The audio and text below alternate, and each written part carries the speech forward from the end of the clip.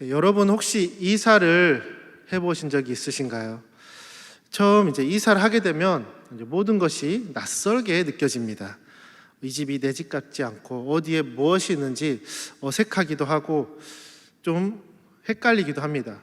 저도 처음에 여기 이제 사택으로 이사를 왔을 때 가구를 어떻게 해야 될지, 이거 동선이 괜찮은지 하면서 몇 달 동안 뭐 이것을 이쪽에 옮겼다가 저쪽에 옮겼다가 그런 시간을 보냈던 것 같습니다.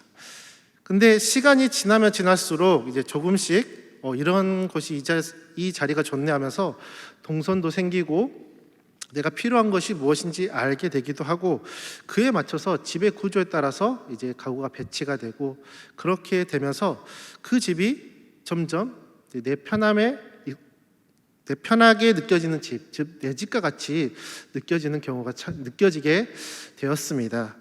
그런데 그러함이 어찌 보면 우리가 교회에서도 있는 것 같습니다. 처음에는 교회에 발을 들일 때는 모든 것이 낯설죠. 낯선 얼굴들, 그리고 뭐 익숙하지 않은 찬양들, 뭐 처음 또 익숙하지 않은 예배 순서들 속에서 어색하기도 합니다.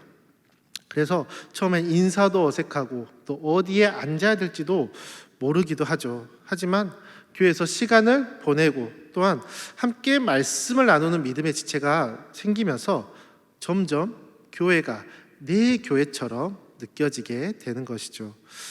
우리 성도님들도 이 과정을 아마 하나 둘씩 걸으셨던 분이 계실 것이고, 그리고 지금도 이 과정을 경험하고 있으신 분이 계실 것입니다. 지금 오늘 이제 행만을 수료하신 분들도 아마 이 과정을 걸어가고 계시는 분이지 않을까라고 생각되어집니다. 그리고 하나님께서는 이 모든 성도님들, 교회에 적응하신 분, 그리고 교회에 이렇게 한 발짝 한 발짝 어색하지만 한 발자국 내디시는 모든 분들을 통하여서 한 교회를 이룬다라고 얘기하고 있습니다. 오늘 말씀을 보면 먼저 오늘 말씀은 에베소서 말씀인데, 이 에베소서 말씀을 쓸 때 바울은 로마 감옥에 수감되어 있었습니다. 비록 자유롭지 못한 상황이었지만 복음을 향한 그런 열정을 가지고 여러 교회에 편지를 써서 하나님의 뜻을 전하고 있었습니다.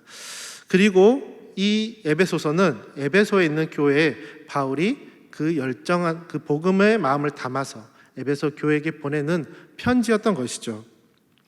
이 에베소는 당시 소아시아 지역에서 영향력이 있는 도시 중에 하나였습니다. 무역과 상업이 활발했기 때문에 다양한 문화와 인종의 사람들이 모이는 곳이었습니다. 그렇기 때문에 여러 이방 종교들, 여러 문화들, 그리고 여러 철학들이 함께 모여서 혼재하던 도시이기도 하였습니다. 그런 이러한 배경 속에서 그런 에베소 도시에서 에베소 교회가 생겨난 것이죠. 당연히 이 교회에는 그 다양한 문화를 가진 사람들이 모여들 수밖에 없었습니다. 유대 출신 신자들도 있었고 이방인 출신 신자들도 이 교회 한 공동체에 모이게 되었습니다. 그리고 그들 사이에는 이 신앙의 배경, 그리고 문화, 율법의 기준에서 오는 여러 장벽들이 있었습니다. 유대인 신자들은 오랫동안 자신들만이 하나님의 백성이다, 그런 정체성을 가지고 있었고, 이방인 신자들은 그러한 율법적 배경이 없는 그런 상태에서 이제 신앙생활을 시작하게 된 것이죠. 그렇기 때문에 그 교회 안에서 우리와 저들, 그런 분리하는 분위기가 있었습니다. 그런 상황 가운데 바울이 편지를 한 것입니다. 오늘 말씀의 2장 19절에는 그러므로 이제부터라고 시작을 합니다. 바로 이 말은 뭐냐면 바로 앞에 있었던 말씀을 바탕으로 이제부터 이렇게 되었다라고 이제 이어서 하는 접속사이죠. 그러면 이 앞에 무슨 말을 하였냐? 2장 12절에 보면 이방인들이 원래 어떤 존재인지에 대해서 말합니다. 에베소서 2장 12절에 그때 너희는 그리스도 밖에 있었고 이스라엘 나라 밖의 사람이라 약속의 언약들에 대해서는 외인이요 세상에서 소망이 없고 하나님도 없는 자이더니, 이방인이었던 너희는 원래 하나님을 알지 못했던 자였다. 하나님과 아무 상관이 없었고 하나님의 백성도 아니었으며 하나님의 언약에도 소망에도 참여하지 못한 자들이었다. 바로 영적으로 고와 같은 자들이었다라고 바울은 말합니다. 그런데 그런 우리를 위해서 예수님께서 십자가에서 희생을 하신 것이죠. 그 십자가로 인해서 죄로 인해 생긴 장벽, 하나님과의 관계 속에서 담을 허무셨고 사람과 사람 사이에 있었던 벽도 허무셨던 것입니다. 그래서 14절에 그는 우리의 화평이신지라 둘로 하나를 만드사 원수된 것 곧 중간에 막힌 담을 자기 육체로 허시고, 하나님과 원수되었던 우리가 예수님의 십자가를 통해서 하나님과 화목하게 된 것이죠. 또한 유대인과 이방인 사이에서도 하나님께서 담을 허신 것입니다. 어떻게 이것이 가능하였을까요? 18절 말씀에 이로 말미암아 우리 둘이 한 성령 안에서 아버지께 나아감을 얻게 되었느니라. 우리 안에 한 성령님이 계시기 때문입니다. 예수님을 믿는 유대인, 이방인, 서로 전혀 다른 배경을 가진 사람들이었지만 이제는 한 성령 안에서 하나님 아버지께 함께 나아갈 수 있다라고 말하는 것이죠. 그렇기 때문에 그러므로 이제부터는 우리는 어떠한 자가 되었냐면 19절 말씀에 너희는 외인도 아니요 나그네도 아니요 오직 성도들과 동일한 시민이요 하나님의 권속이라. 외인은 공동체 밖에 있는 사람을 말하고 나그네는 잠시 머물다 떠나는 임시 거주자를 말합니다. 둘 다 공동체 안에 포함되어 있지 않았고 권리도 없고 보호받지 못한 존재들이었습니다. 당시 또한 유대인들은 이방인과의 교제를 상당히 꺼렸습니다. 율법을 통해서 자신들을 구별된 백성이라고 여겼습니다. 그래서 함께 식사하는 것도 피했고 또 깊은 관계를 맺는 것도 꺼려했습니다. 또한 성전에서는 이방인은 이방인의 뜰까지만 접근을 허용했고 더 안쪽으로 들어갈 수도 없게 또 막기도 했었습니다. 경계선 바깥의 사람, 공동체 중심으로 들어올 수 없는 사람이 바로 이방인들이었습니다. 그렇기에 같은 교회에 모여 예배를 드리더라도 유대인 시각에서는 이방인 신자와는 여전히 함께 있지만 우리는 분리된 자야 라고 생각하고 여겼던 것이죠. 그러나 이제 성령 안에서 동일한 자다라고 말하고 있는 것이죠. 우리만 구별된 자, 우리만 성도야, 우리만 하나님의 나라의 백성이야 라고 여긴 유대인들에게 이제는 유대인이나 이방인이나 상관없이 예수님을 믿은 모든 사람이 하나님 나라에 소속된 시민, 동일한 백성이 되었다라고 말하고 있는 것이죠. 그리고 이 하나님 나라의 백성, 하나님 나라에 속하게 되었기 때문에 우리는 그 하나님 나라의 법에 따라서 보호를 받게 되는 것입니다. 우리는 국가로부터 보호를 받습니다. 우리나라 사람으로서 여러 가지 보호, 권리, 물론 의무도 있지만 여러 가지 혜택을 받고 있기도 합니다. 우리가 받는 여러 가지 혜택 중에 이제 외국에서 우리나라를 부러워하는 것 중에 하나가 바로 의료보험입니다. 우리나라 사람들은 이 의료보험을 통해서 병원에서 저렴하게 진료를 받을 수 있죠. 그래서 우리나라 사람들은 외국에 있다가도 몸이 아프면 어떻게든지 다시 한국으로 돌아오려고 합니다. 그래서 저도 한때 이제 외국 생활하다가 맹장에 걸린 적이 있었는데 진단하고 맹장이다라고 얘기를 하시더라고요. 그래서 얼마인지 딱 보여주시는데 공이 엄청나더라고요.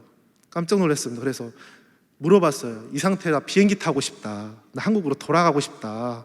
그러니까는 거기서 네 비행기 타면 너 더 위험하다. 수술해야 된다. 라고 해서 우리나라에서는 20-30만 원 정도 되는데 거의 한 거진 50배, 100배 정도의 금액을 어쩔 수 없이 눈물을 머금고 할부로 냈던 기억이 있습니다. 이렇게 우리나라 사람으로서는, 우리 국민으로서는 이렇게 여러 가지 의료보험을 받기도 하죠. 근데 이 로마 시대, 이 바울이 썼던 이 로마 시대에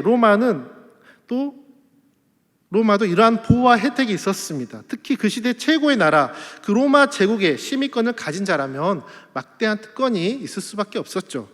로마 시대의 시민은 로마의 법적인 보호를 받았습니다. 그래서 불법적으로 체포하거나 처벌을 받지 않았고 공정한 재판을 받을 권리도 있었습니다. 그리고 이 재판이 마음에 안 들면 황제에게 항소할 수도 있었습니다. 나 황제 앞에서 재판받고 싶다. 그렇게 항소할 수 있는 엄청난 권리도 있었던 것이죠.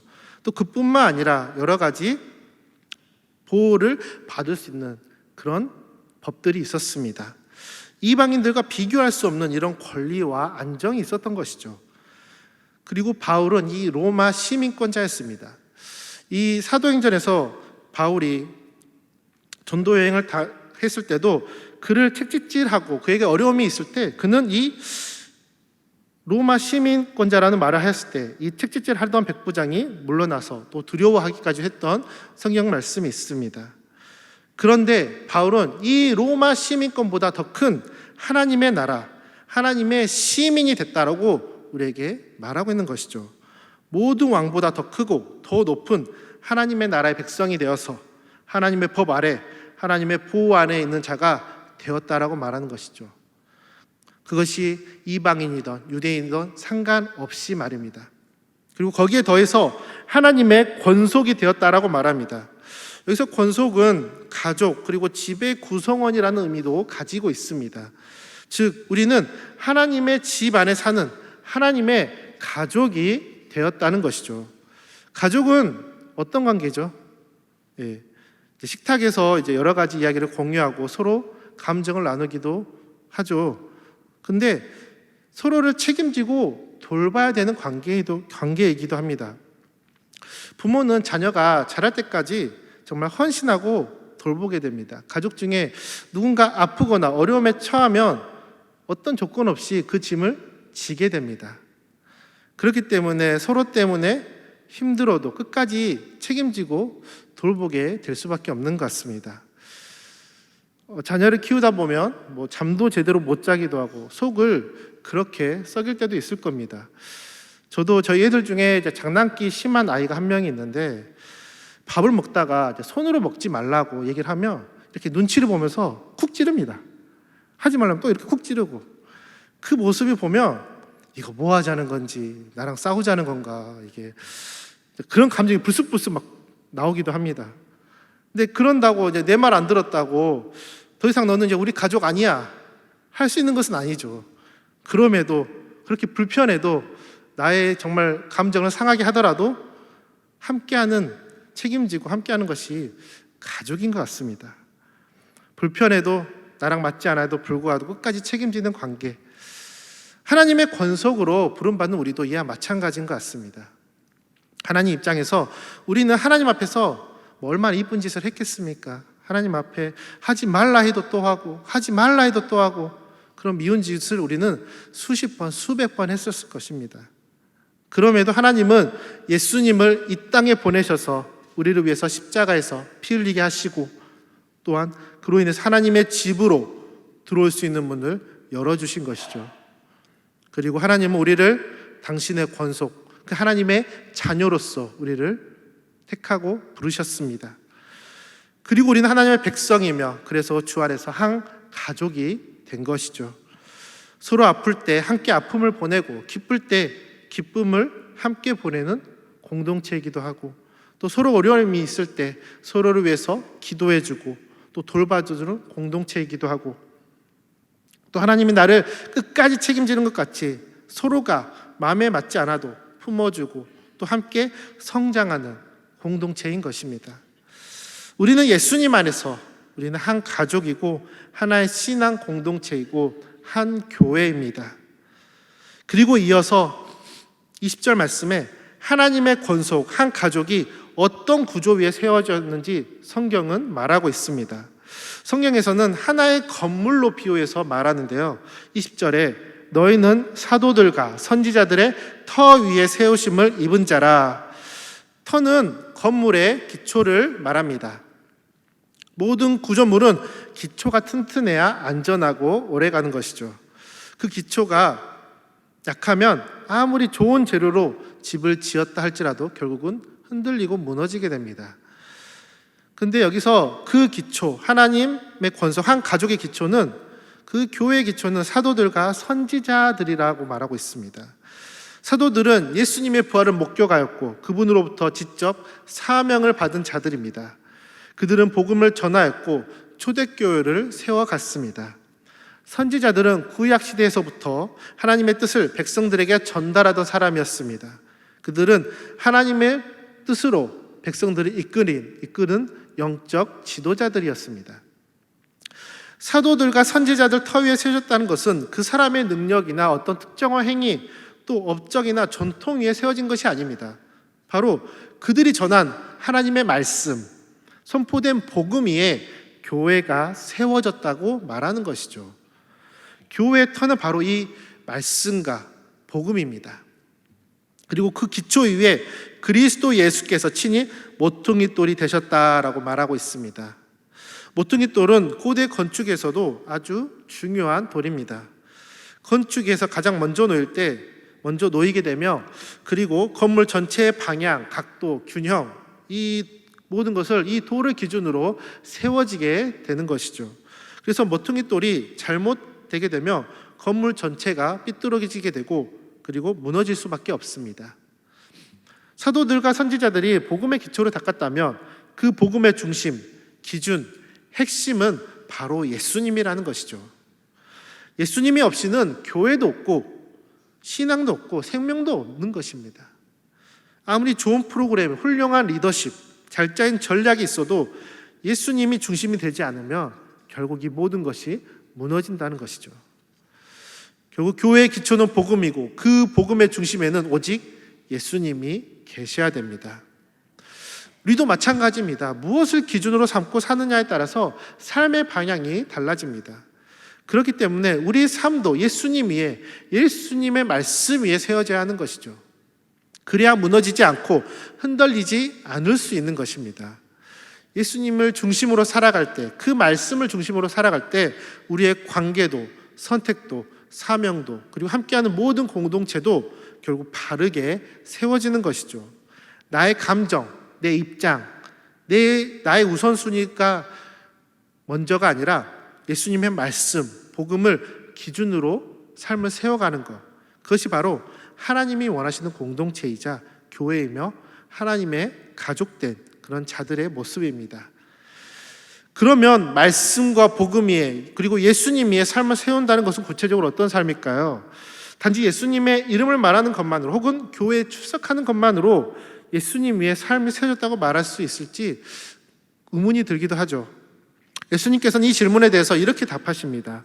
마태복음 22장 37절에서 40절 말씀에 이렇게 말씀하십니다. 내 마음을 다하고 목숨을 다하고 뜻을 다하여 주 너의 하나님을 사랑하라 하셨으니 이것이 크고 첫째 되는 계명이요, 바로 전신과 전인격적으로 하나님을 사랑하라는 것입니다.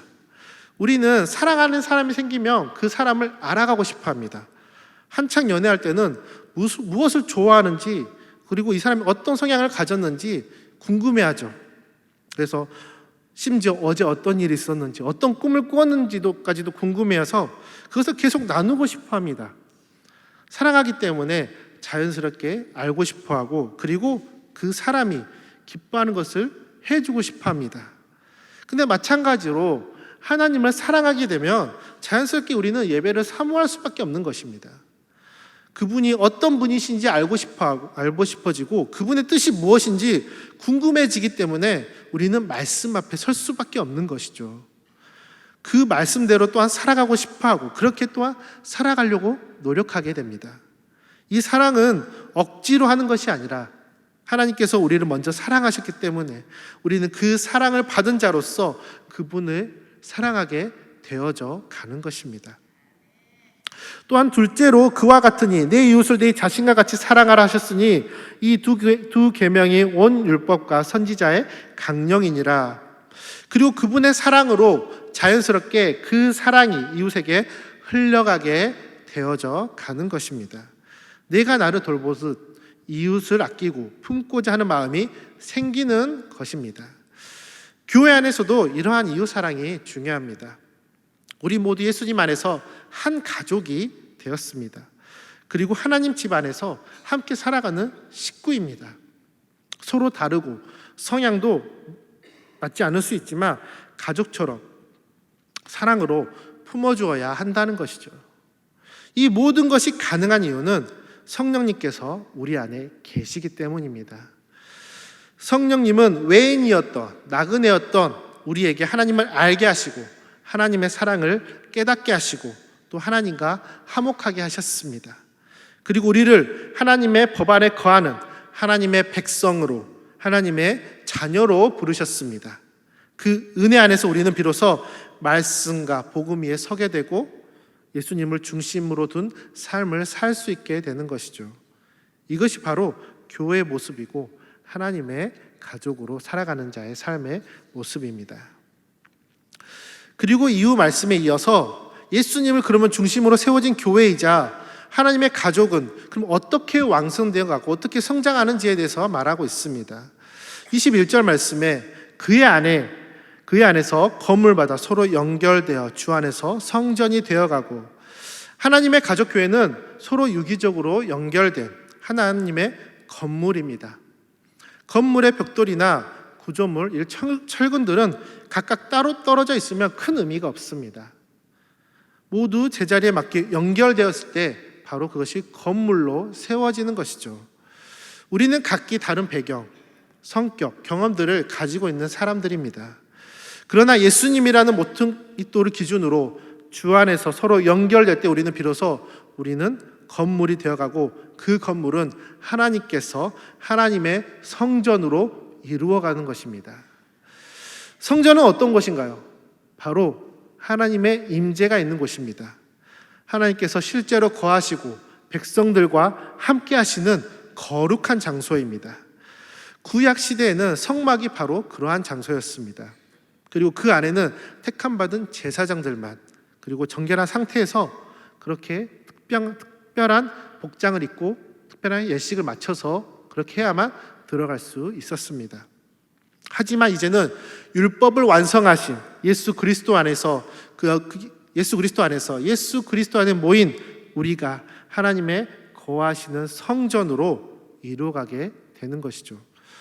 예수님께서도 이렇게 말씀하셨습니다. 마태복음 18장 20절 말씀에 두세 사람이 내 이름으로 모인 곳에는 나도 그들 중에 있느니라.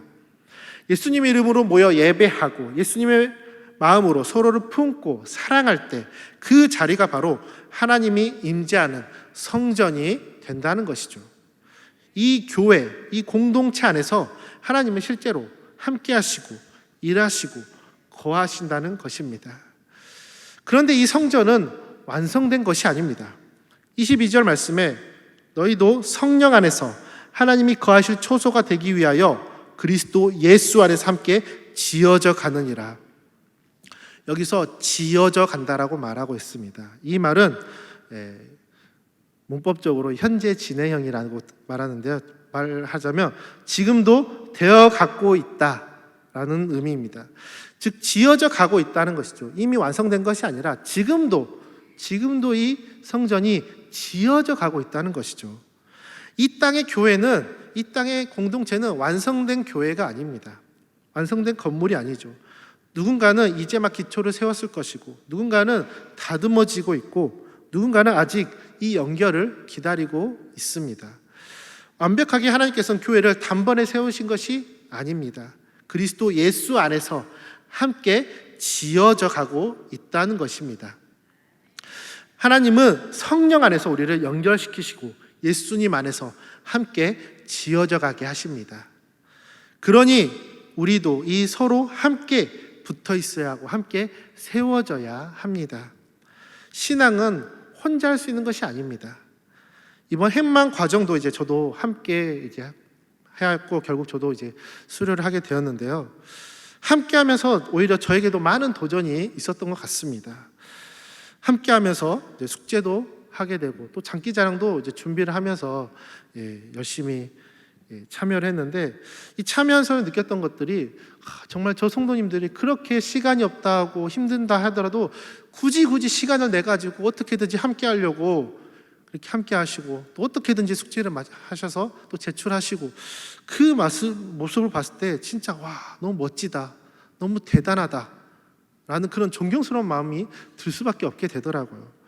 그렇기 때문에 저도 이 과정 가운데 이렇게 함께하는 사람이 없었다면 그냥 형식적이라든지 큰 은혜가 없었을 것입니다. 근데 이렇게 함께하는 사람들이 있고 그 사람들을 통하여서 오히려 은혜를 받게 되는 경험을 또한 저도 누리게 되었습니다. 우리가 세워져 가는 교회가 바로 그런 것 같습니다. 함께 세워져 가는 곳, 함께하는 것이 물론 쉽지 않을 때도 있습니다. 편하고 싶고 쉬고 싶고 좀 불편하고 나랑 어색하고 그럴 때도 있는 것이죠. 근데 건물에 맞게 벽돌을 다듬고 구조물을 다듬는 것처럼 내 자신도 그에 맞춰 낮춰지기도 하고 깨져지기도 합니다. 그렇기에 우리는 우리의 기준 대신 예수님의 말씀과 사랑이 필요합니다. 하나님이 나를 사랑하신 것 같이 나도 사랑하는 마음, 서로를 이해하는 마음, 서로를 위로하려는 마음, 또한 책임 있게 자리를 지키려는 이런 결단들이 필요합니다. 그리고 이것은 바로 이 예수님의 말씀, 하나님의 말씀, 그 사랑으로 할 수 있는 것이죠. 우리의 교회는 지금 이 순간에도 예수님 안에서 함께 지어져 가고 있는 중입니다. 때로는 서로의 모습이 어울리지 않아 보이고 맞지 않은 듯 느껴질 수 있습니다. 하지만 괜찮습니다. 하나님은 멈추지 않으시고 중단하지 않으시고 지금도 우리를 통해서 하나님의 건물을 지으시고 계십니다. 중요한 건 우리 모두가 누구도 예외 없이 하나님의 집의 한 부분이라는 것이죠. 이거는 새가족 교육을 하고 또 핵만을 수료한 성도님이나 또는 오랫동안 교회를 다닌 성도님이나 동일한 것이죠. 우리 모두가 하나님의 성전, 예수님 안에서 함께 지어져가는 그런 동일한 하나님의 백성, 시민인 것입니다.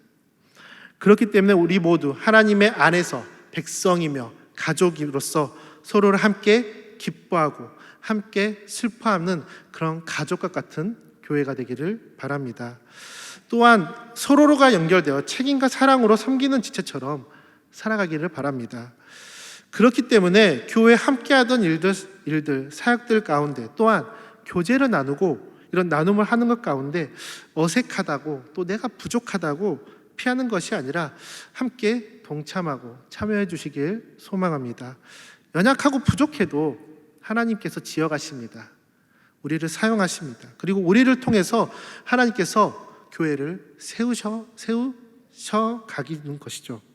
그 하나님을 신뢰하시길 바랍니다. 하나님께서 이 모든 것을 성령님으로 우리를 하나 되게 하시고 주 안에서 이루어 가실 것입니다.